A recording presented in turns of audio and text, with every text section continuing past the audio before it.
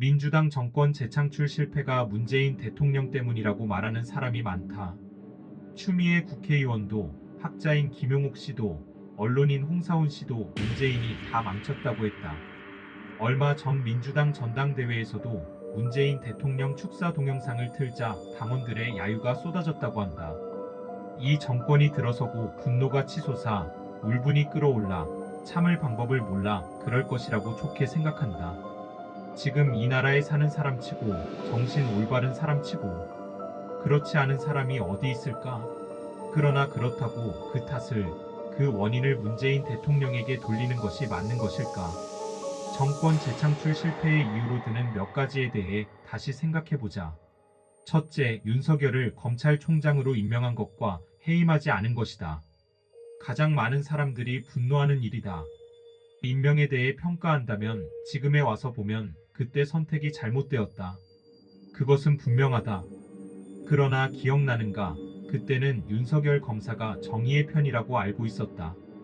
그가 이렇게 뒤통수를 칠 줄은 아무도 몰랐다. 심지어 총장 임명 청문회에서는 국힘 김진태가 윤석열 장모 최은순 의혹을 공격할 정도 아니었던가. 그 당시의 상황에서 봐야지 지금의 관점으로 그때를 재단하는 게 될 말인가. 그리고 그가 조국 장관을 조리돌림했는데 일가를 도륙하고 있었는데 추미애 장관 집안을 털고 반기를 들었는데 왜 그를 자르지 않았는가 하는 비판도 있다. 그러나 만약 그를 잘랐다면 그랬다면 모든 게 정상으로 돌아왔을까? 언론은 임기제 공무원의 임기를 지켜주겠다고 한 대통령이 약속을 어겼다고 조국과 추미애의 치부를 덮어주려고 총장을 잘랐다고 연일 떠들어대지 않았을까? 윤석열을 정의의 사도로 영웅으로 만들지는 않았을까? 어쩌면 더 치명적인 정권 재창출의 걸림돌이 되지는 않았을까?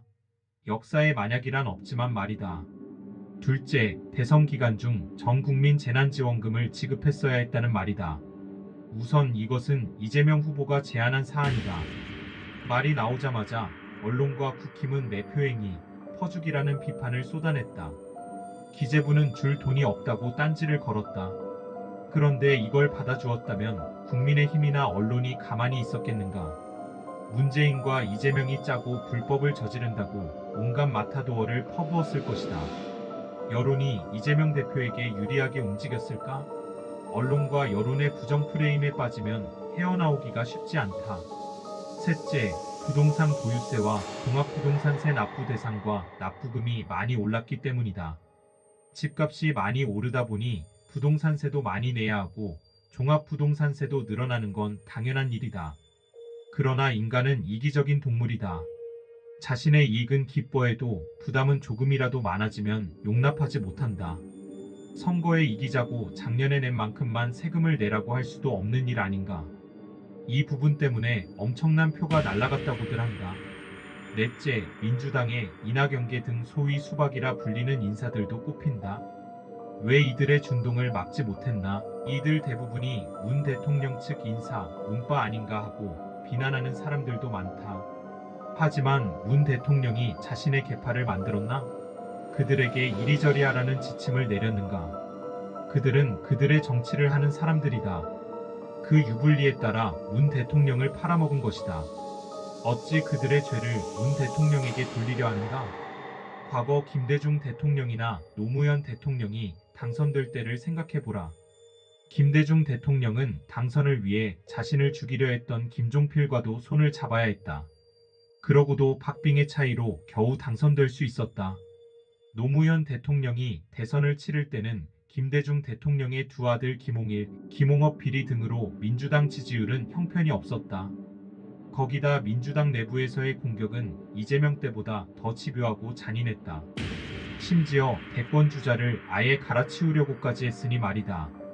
막판에 충격적인 정몽준의 단일화 배신 때문에 겨우 당선될 수 있었다.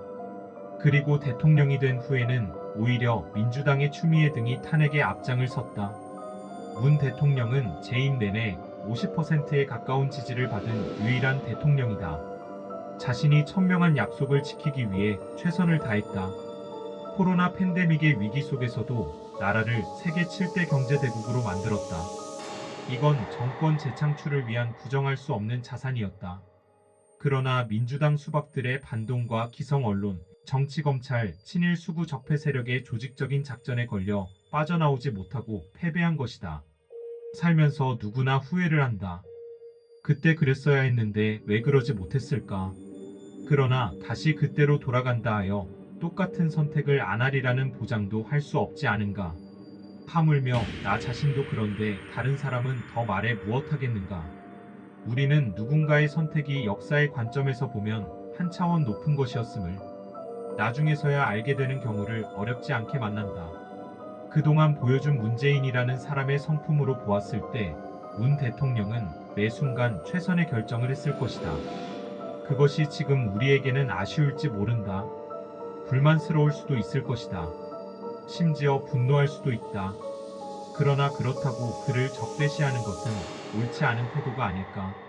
정의와 더불어 사는 것을 중요한 가치로 생각하고 민주당을 사랑하는 우리에게 있어 그는 여전히 훌륭한 지도자이고 중요한 자산이기 때문이다.